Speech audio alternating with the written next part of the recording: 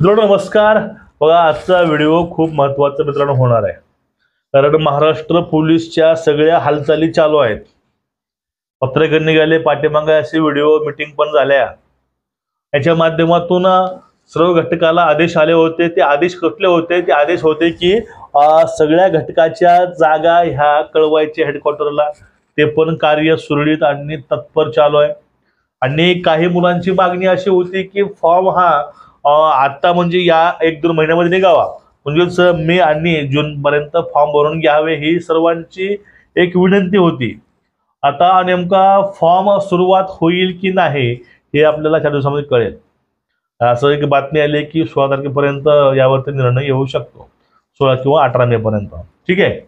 पण आता सगळ्यात महत्त्वाचा मित्रांनो ट्विस्ट आहे, कारण पहलगामच्या वरून भारत पाकिस्तान जे काही सध्या प्रकरण चालू आहेत आणि त्याच प्रकरणावरून जर युद्धजन्य परिस्थिती आली तर अशा वेळेस देशामध्ये कुठलीही भरती वगैरे काही होत नाही. ठीक आहे. मग आता नेमकं होणार आहे काय, आता नेमकं घडते काय, आपल्या थोडक्यात ते बघायचंय.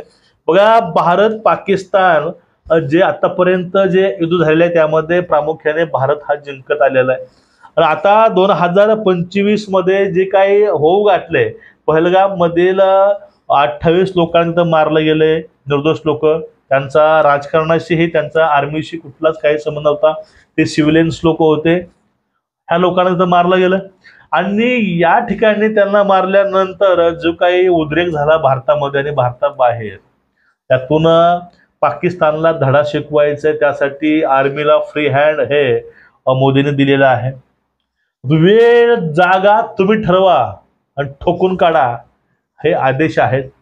मग आता 4 ते 5 गोष्टी बंद केलेल्या आहेत भारताने. पाकिस्तानची आर्थिक कोंडी केली, त्यांना आता धुवायला पाणी भेटत नाही. पहिले आता पाण्याची जास्त तंगी आहे, त्यामध्ये मोदींनी असे निर्णय आणलेत. मग आता ह्यांना हागून धुवायला सुद्धा पाणी म्हणजे पाणी त्यांना भेटत नाही. त्यांची आता अशी अवस्था आहे.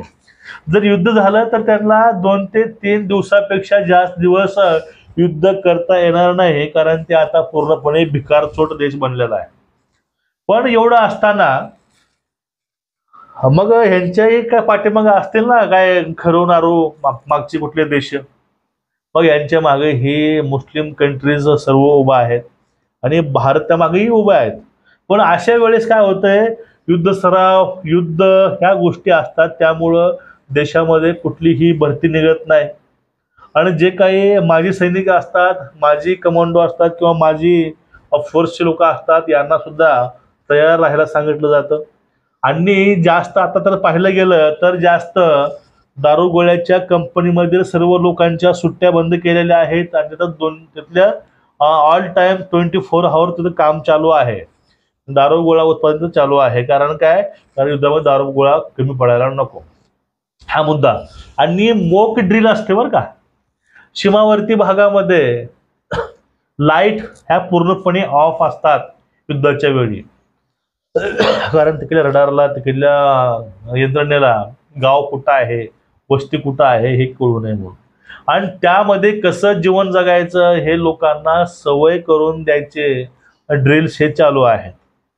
याचा बघा मोठा याचा अर्थ असा होतो की युद्ध हे अटळ आहे. युद्ध हे 2025 मध्ये होणार आहे. जर या महिन्यामध्ये भरती निघाला नाही तर भरती तुमची दिवाळी करूनच, ज्यावेळेस 2 देशांमध्ये तणाव पूर्णपणे शांत होईल, त्या भिकारचोट पाकिस्तानात चांगली आदल घडेल, त्यावेळेसच ह्या सगळ्या प्रक्रिया ह्या चालू होतील. पण तुम्हाला नेमकं आता करायचं काय, तुमच्याकडे आता वेळ आहे, अभ्यासाला लागा. तुम्हाला मी खाली लिंक देतो पुस्तकांची, तेथून पुस्तकं घ्या, अभ्यास करा, ग्राउंड करा आणि पूर्णपणे भक्कमपणे देशाच्या पाठीमागे उभे राहा. काही सर्वांनी कमेंट करा. जय हिंद, जय भारत. ठीक आहे. नमस्कार.